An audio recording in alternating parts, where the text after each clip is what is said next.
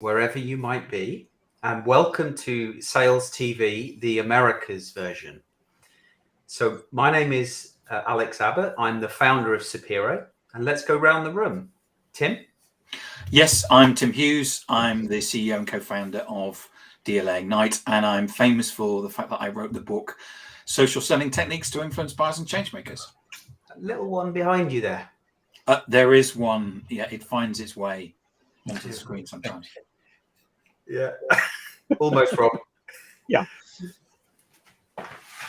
So, hi, I'm Rob Durant, founder of Flywheel Results. I'm not famous for anything. Oh, Didn't we agree earlier that you are the professor? I am the professor, yes. You're Stato.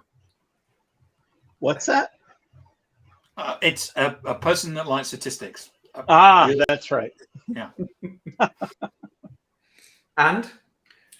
I'm Adam Gray. I'm Tim's business partner and co-founder of DLA Ignite. And I'm, again, not famous for anything, infamous rather than famous, I think. Excellent. Infamy. They've all got it in for me. So today we have a guest, and in a moment I'd like to bring the guest on, and he can say a few words about himself. But before we do that, let me give you a little bit of a backdrop as to how we know this person. So I worked with him about 15 years ago at a company called Experian Cheetah Mail. He was an SDR at the time. I was a sales rep at the time. And I thought it'd be a good idea to bring Tech onto the show today, because Tech has a really good perspective of how sales has changed over the last 15 years. From SDR to sales manager to sales director. So why don't we bring on Tech, and he can say a few words. Hi, Tech. Hi, Tech. Yeah. Welcome. Thank you very much. It's a pleasure to be on the show. Thank you for having me. So just to introduce myself, I'm Tech Lubiarts. I'm located in Reno, Nevada. Been doing sales for about 18 years. And as Alex pointed out, early into my career, I had the privilege of working with Alex on the same team. Since then, my career has progressed a little bit. I was promoted into field sales and have been doing that for the last 15 or so years. And during that time, I also relocated from Europe to the US. So great to be here. Thank you very much for having me. Also, currently, I work at LiveRamp. I'm a sales director at LiveRamp, specializing in retail and CPG. So, Tech, tell us, what was life like 15 years ago from a prospecting perspective? Well, it was a completely different world, I would say. When I started my career, I had a set of activities that I was trying to drive every single week in and week out, and that was about 200 activities. That was spreading, that was really a combination of outbound emails and cold calls, with a vast majority of activities actually being the cold calls. And at the time, it was, I was pretty good at it. So I was able to generate anywhere between 10 to 12 meetings every single month. All right. And by saying meetings, these were actually qualified opportunities. So it wasn't just a meeting where I'll just facilitate an introduction with an account executive, but it was more about, here's a qualified meeting where somebody's looking to make a decision by a specific date and has a budget in place and already has a process started. So today, we live in a completely different world. And you guys, in your previous shows, you've shared some really great insights as to how the response rates from traditional channels have completely suffered. And I have a point of view as to why this is happening. But yeah, we are in a different world today, and it looks like, the strategy, the type of activities, the type of skill set required to succeed in sales is vastly different than what it used to be. Yeah. I think there's potentially many SDRs and salespeople listening today, struggling to develop pipeline, struggling to have a conversation, not necessarily create a qualified opportunity. I remember years ago that the role of the SDR or the BDR was to, you know, in some cases nurture, create the conversation, take that right through to a qualified opportunity. It feels like things have changed so much that the role of the SDR today is more about just getting a conversation. We need to speak to someone, full stop. And no longer do they have the luxury of having enough conversations to create a series of qualified opportunities for the sales team to work on. What are you seeing in relation to that and working with SDRs in the last few years compared to previously? Well, I kind of feel, sympathy and empathy really for SDRs, because, this role usually is, it's a role that young, professionals trying to get into sales go for, right? That's an entry-level sales job. Yeah. Most of them having massive aspirations to be successful, make a lot of money. And that's really primarily the reason why people get into sales. They have the idea of being able to make significant amount of money very, very early into their career. But the challenge they face today is that they are given a bunch of tools, right? Where, they are trained on how to set up cadences. Oftentimes these cadences are created by marketers or by another SDR or by their manager. And they, all they do all day long is just really, try to find contacts on LinkedIn, sync it, with a CRM and create a list and put somebody through a cadence that consists of, 10, 15, 20, 30 different touch points that are automated. So I think this kind of relates to my previous point, which is why people are not responding to emails.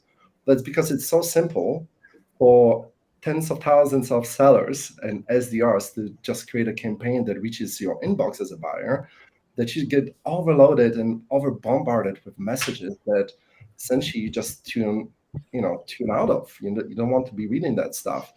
So I really feel bad for SDRs that are forced to be using those type of tactics, the data tactics, because the response rate is so low that it must be putting a lot of psychological pressures on those young professionals to be doing all this work and be just living with data and CRM all the time and different tools and sending campaigns and seeing no results from it, or very little results, right? So in fact, I think most of them trying to getting into an SDR role, they're trying to become sellers, right? They want to be account executives, and if this is their first experience with sales, right, getting no response from people, it is a kind of daunting idea to continue with sales to many, right? And it's just makes it hard to get up in the morning and be happy going into work, right? Yeah. So I really think that that we have this this waterfall effect really of tools enabling SDRs and sellers to over bombard their audiences. Audiences responding to this by not responding to those messages and tuning out. And as a result, we have, people just, hitting the wall with their heads and not really getting the results that are tasked to deliver. And buyers being frustrated with the messages they receive constantly from sellers. Yeah. Yeah. Tech, I want to pick up on something that you said, the campaigns that have 10, 20, 30 touch points. It reminded me of a study I had seen, this goes back 6 or 7 years now, talking about the average number of touch points needed to have a conversation was somewhere around 11. But the average number of attempts by a sales rep was 1.1. So it's no wonder the numbers weren't meeting. So to your point, automation has helped that. Only in so much as now automation means we as the recipients, we're getting touched a lot. I don't think we like all this touching at this point. That's harassment, bro. Exactly. The law of diminishing returns says that you cannot continue to do something and expect the same level of result. It's going to produce less and less of a result each and every time. Are we at that point now in sales? Have we surpassed that point now in sales? from my perspective, I think we are way past that point. And that's just really, reflecting on the recent, 3 years of my career or 4 years of my career, right?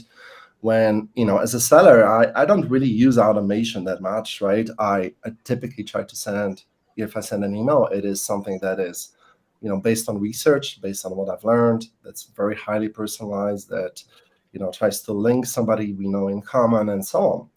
But even that gets buried in 100 or 200 other emails that that reach the recipient's inbox every single morning.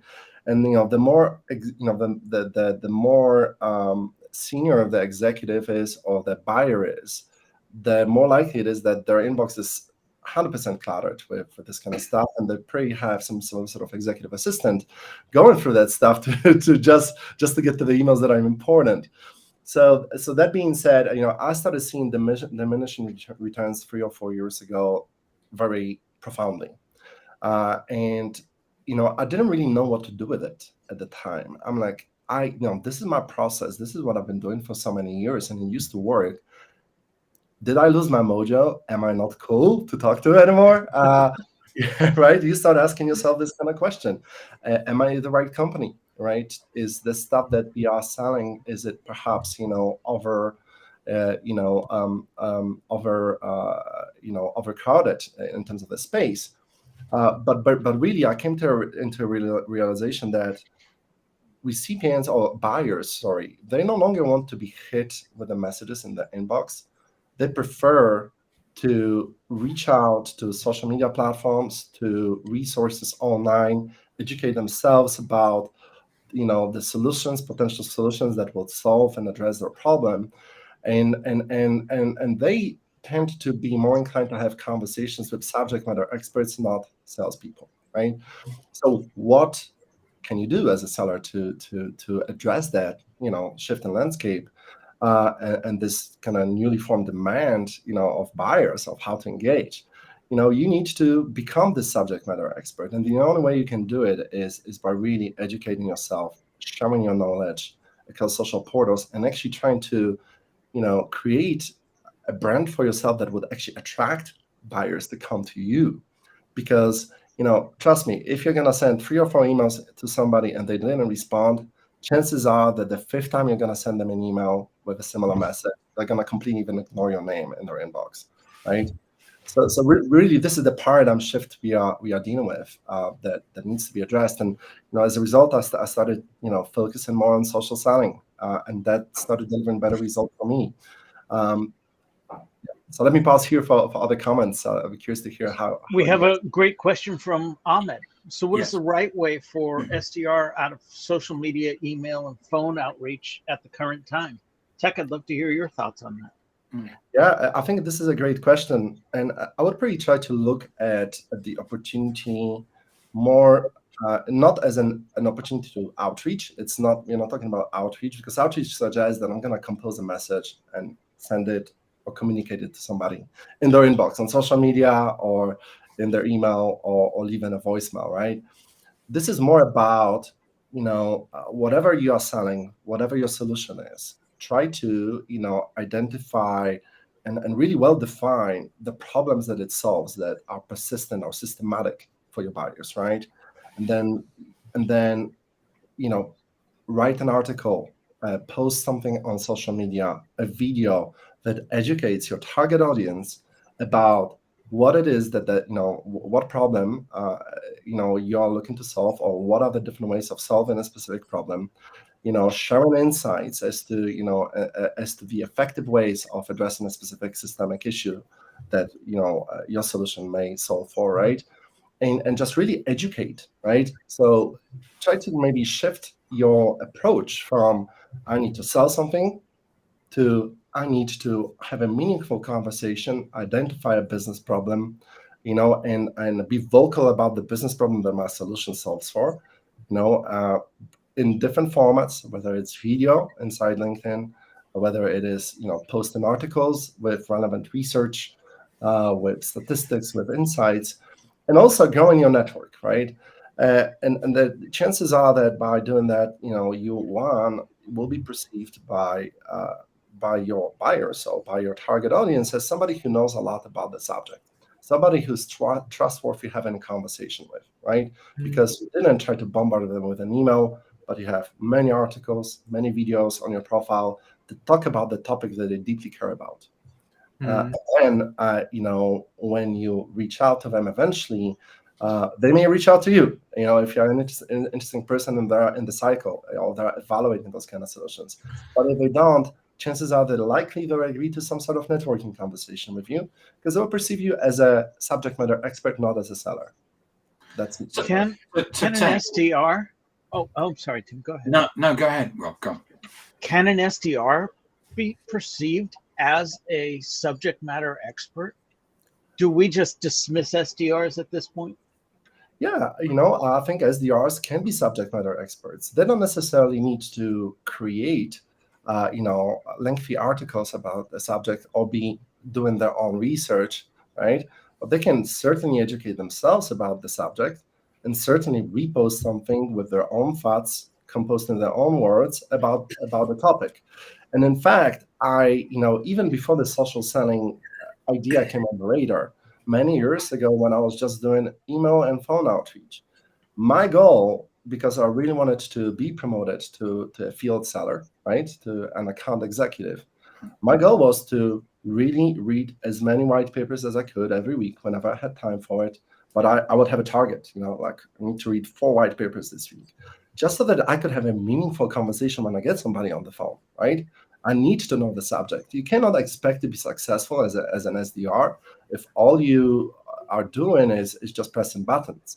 You need to really try to understand what your solution is doing, what impact it drives, for what sort of business outcomes it drives for your audience, and try to essentially educate yourself to a level where you are proficiently articulating your value proposition, right? And you sound smart. So to answer your question, SDRs by all means need to educate themselves about whatever they're selling, about the business problem they're solving, and become those solution experts. Otherwise, what is the value of having a phone call with them to the perceived, to the buyers? So Tech, I saw a comment on LinkedIn yesterday. And basically what the person was saying was that social selling takes a long time. And the reason for that is that it's based on hope. Because what you've described is what we need to do, rather than being proactive outreach, which is what most sales leaders would be expecting, is that we're going to put content out there and hopefully somebody will find it and then ring us up. Yeah. Which clearly we could be sitting there for 12 months. Yeah. Well, there is also another component to it is growing your network, right? So the type of outreach that you drive as part of social selling is connecting to people, right? So you request a connection request, send a connection request to your target audience, ideally, bringing up in that request something that's relevant. And when you send a connection request, is that connection request where you basically pitch your products? No, it shouldn't be. It should be a connection request that suggests, hey, we have a mutual connection, right? Or we both know somebody, or I used to work with John that I see you're connected to. I find your profile interesting. I'd love to connect with you, right? And it should not have a sales message in it, like I want to talk to you about how we can solve your problem in that first outreach. But in order for your content to be visible, you need to focus on growing your network, right? Otherwise, you're just producing content and it's the same network that you've always had that sees it. So in order for your message to reach your target audience, network growth activities are mandatory. But what changes here is that once you increase your network consistently, then the content that you produce and that you post is then visible to this target audience. So in fact, you are educating them about your solution, you're educating them about solutions to their problem, the impact that the problem has on business performance, a lot of other angles, right? And without annoying them by sending them too many messages, right? They see you in their feed, and if they like it, they will click the like button. They may not do it straight away, but they certainly will see your message and without feeling that they're being intruded. Yeah. So I'm going to be cynical. I mean, what results are you getting from this? Sorry, say it again. What results are you getting from this? Well, I I was just recently looking at my statistics. So doing this for maybe about 16 or 17 weeks, the total number of conversations I've had was 33, right? So before you were doing this, when you were cold calling, what results were you getting?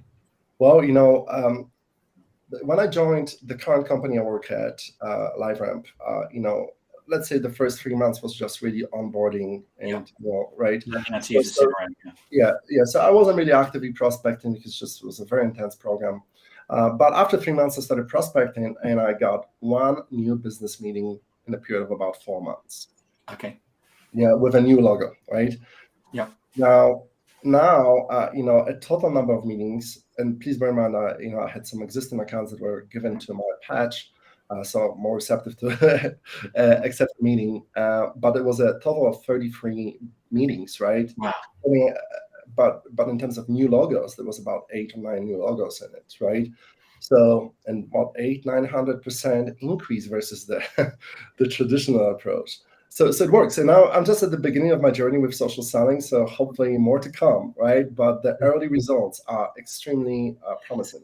So how do you compare to your the other salespeople in the organization? Because there must be other people in there that are knocking out the park with cold calling. Yeah, I think it's a systemic problem in terms of new logo performance, right? Across not just my organization, but a lot of my peers from that I still maintain relationships with and friendships with. It is a systemic problem.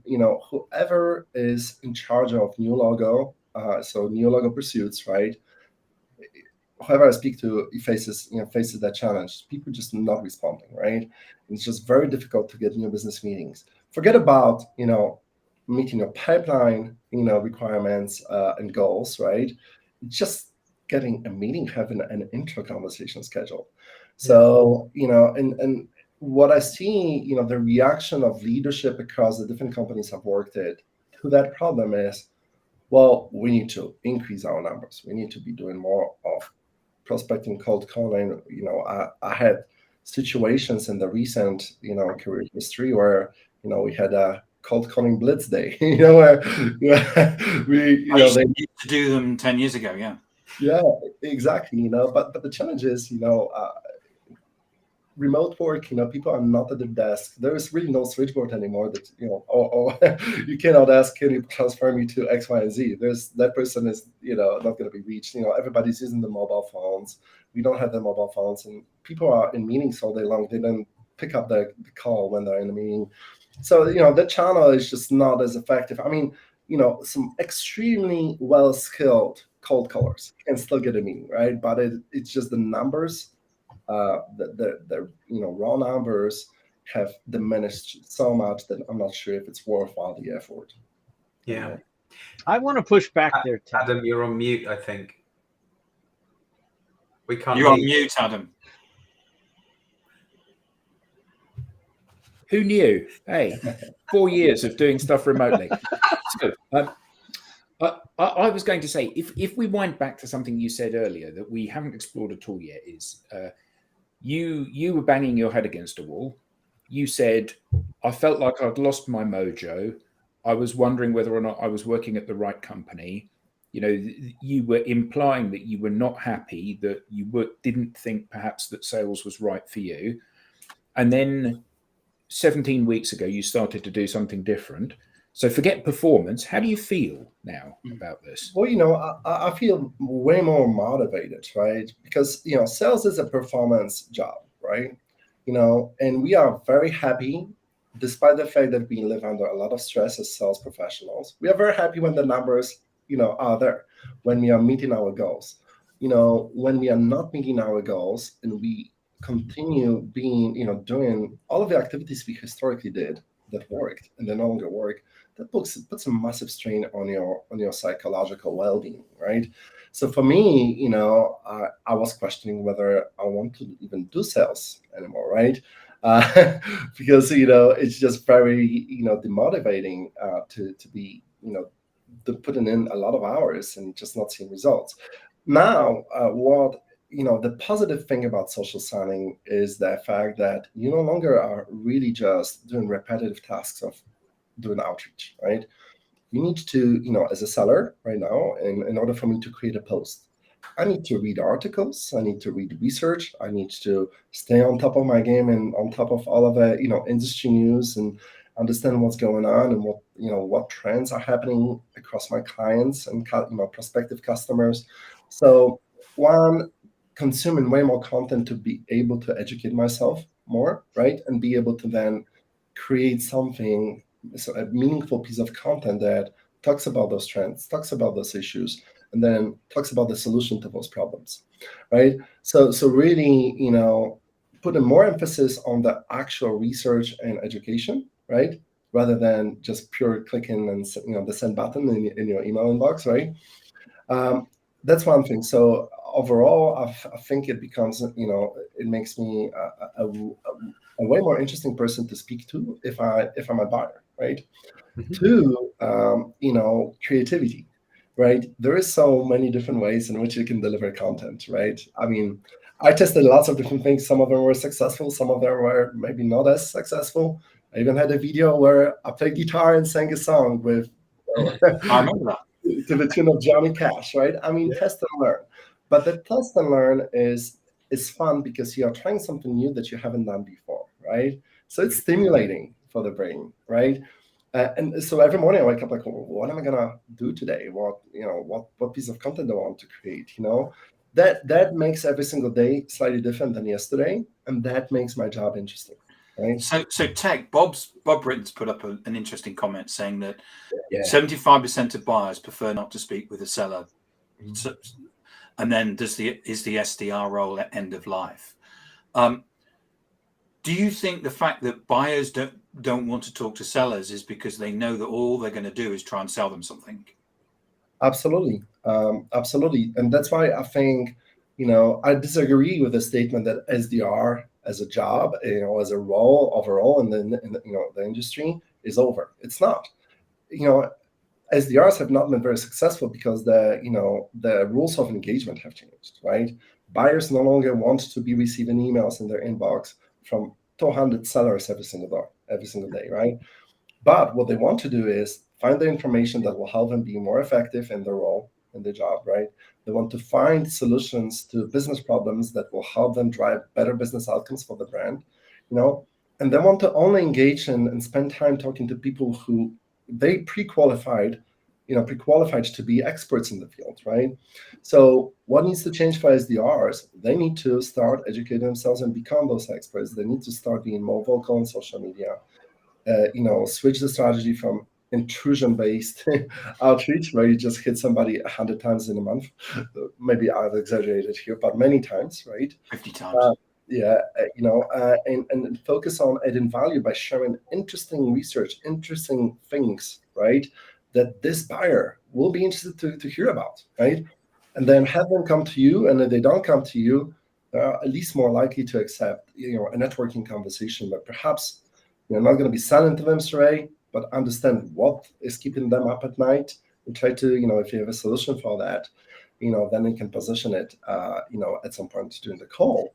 But the idea of of just buyers not really wanting to be sold to is 100% accurate. Yeah, I think so. I've got an interesting story. So I'm 100% with you that the role of the SDR has changed, or it needs to change if it hasn't within an organization.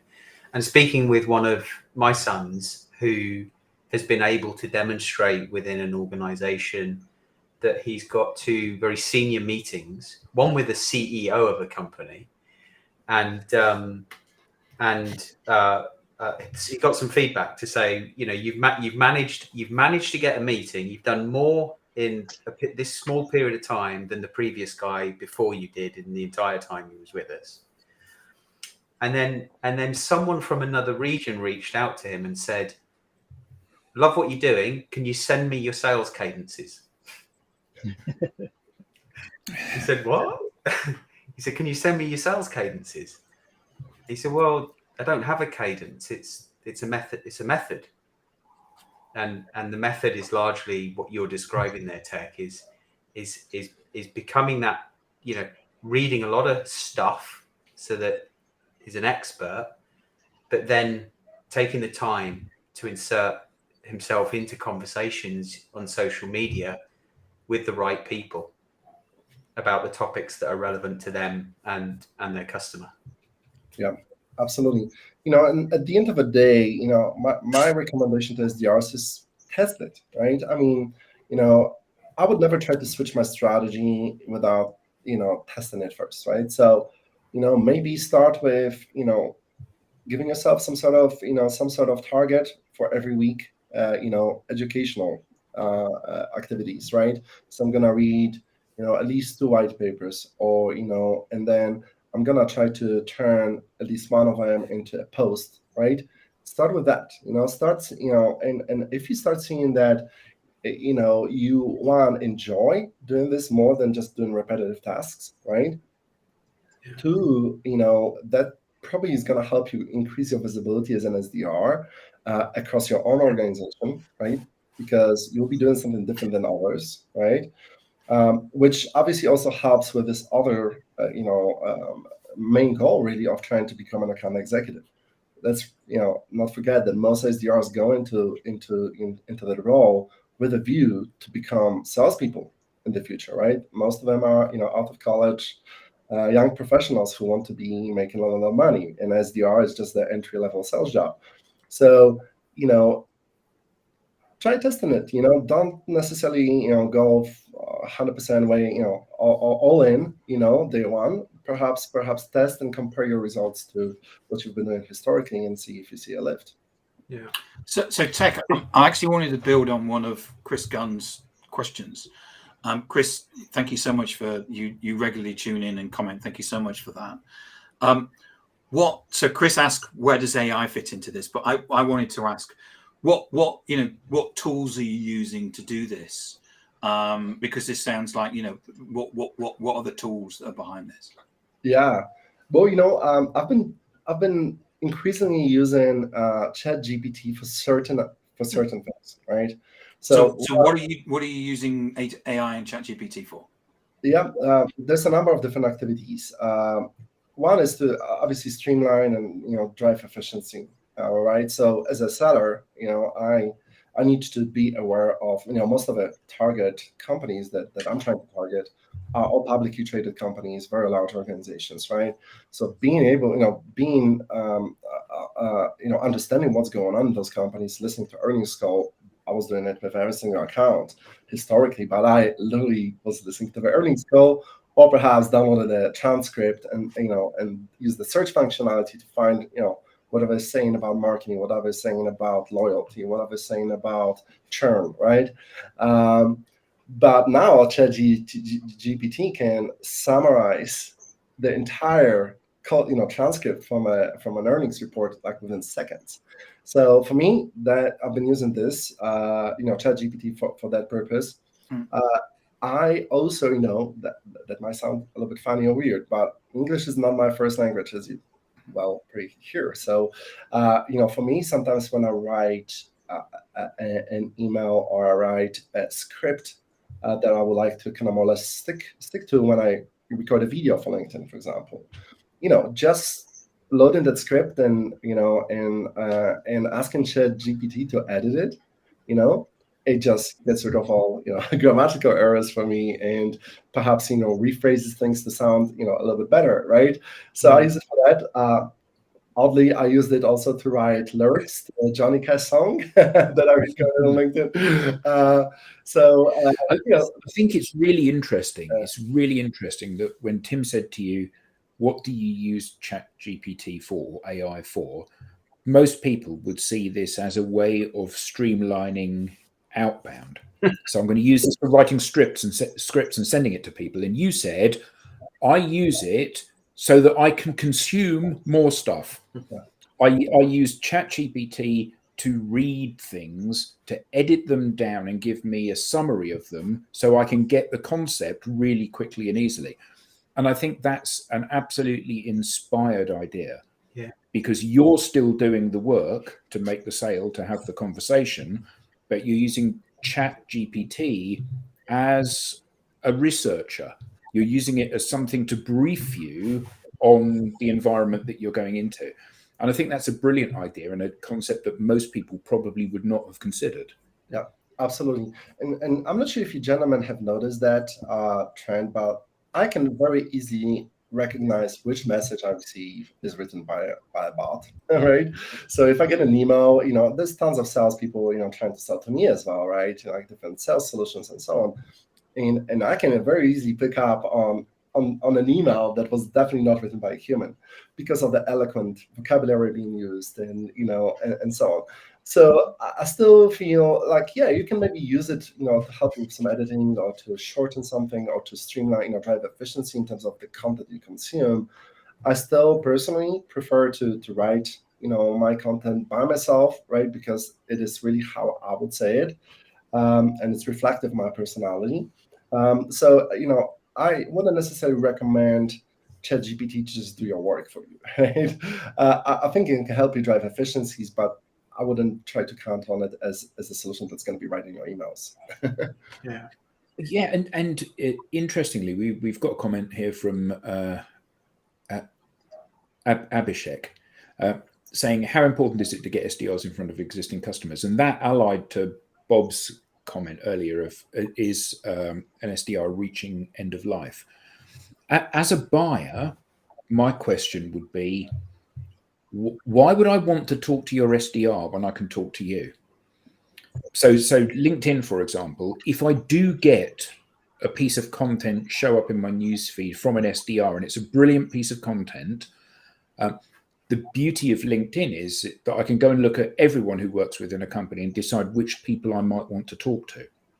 So if an SDR from your company, Tech, reached out to me and said, here's a great thing that we've got and this is how it helps people, I wouldn't want to talk to the SDR. I'd message you.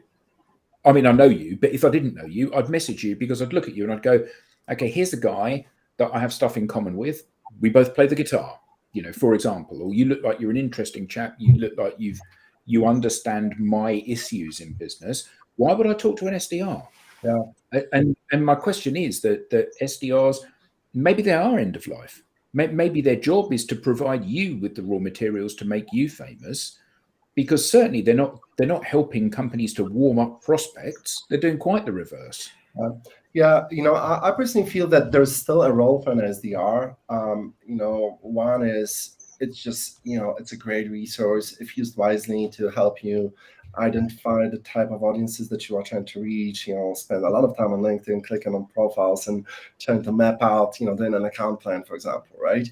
Understand who are the different influencers, stakeholders that should be in our target audience. My SDR, I have a really fantastic, person that I've been working with.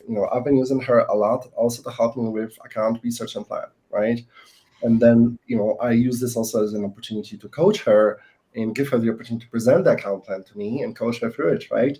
And like, hey, what sort of solutions would you position to address this business issue, right? It's just a little bit of a mentorship or mentoring program as well. That's what I historically like doing. It has stopped a little bit because, she just was told recently that she needs to focus on some cadences they created for her, right? But bottom line is, SDRs can be a great resource. And by the way, I don't feel, buyers, think that their time spent with an SDR will be a waste of time.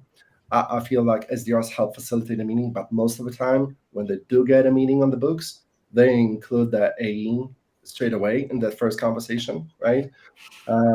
So I think buyers know that, likely they're not going to be speaking just an SDR and not have their questions answered.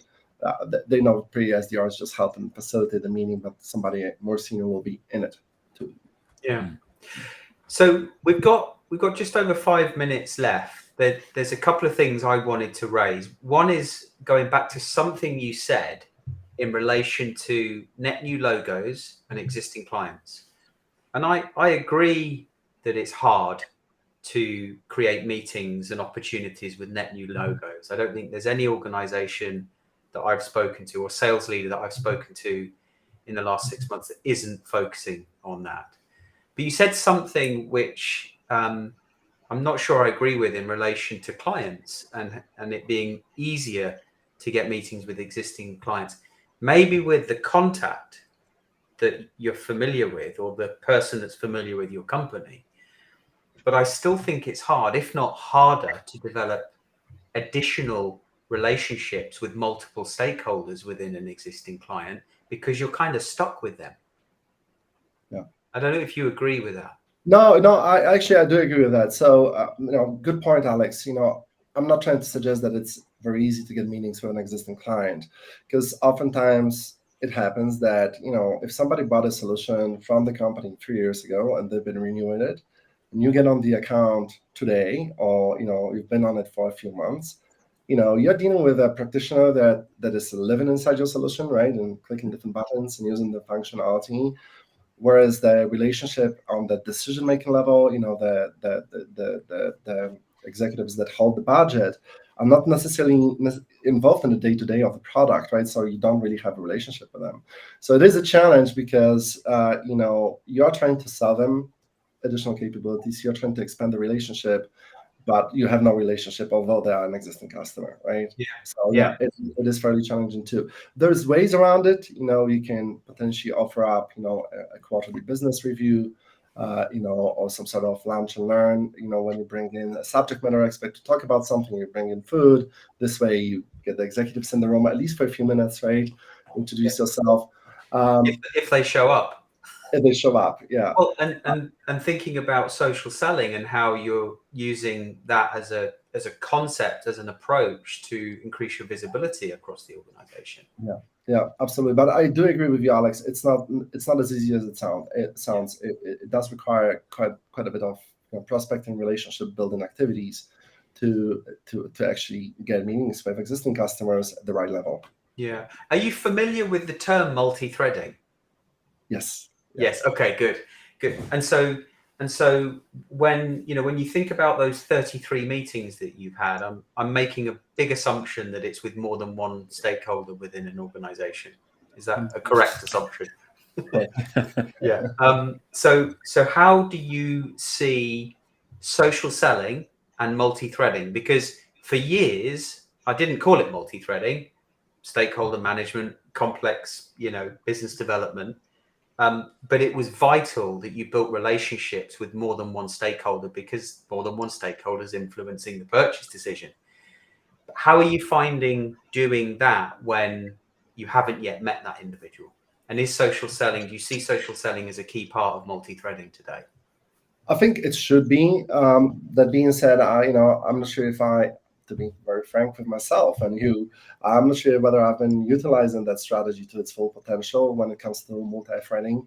But there is, definitely an opportunity, for you to create content that is more relevant to different types of roles and buyers. So to a technical buyer, you may want to, maybe create some posts and content that's relevant to them. To an analytics buyer, in my case, for example, I sell marketing solutions and advertising solutions. So usually we have tons of analysts, data analysts, data scientists involved, marketers, as well as IT professionals, right? So these three personas, I think it's important to try to create content that addresses all three.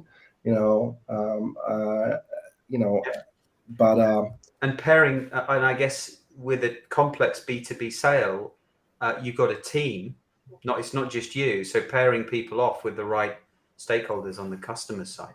Absolutely, and that's when you already have a meeting. Then you bring in the right stakeholders to make sure you can address, the needs and the questions that that of every stakeholder involved on the buyer side. But just to get the meeting, right, when you are using social selling and trying to just get a meeting, right? You maybe spoke to a person in marketing, but you haven't spoken to anybody from IT. You haven't spoken to anybody from analytics.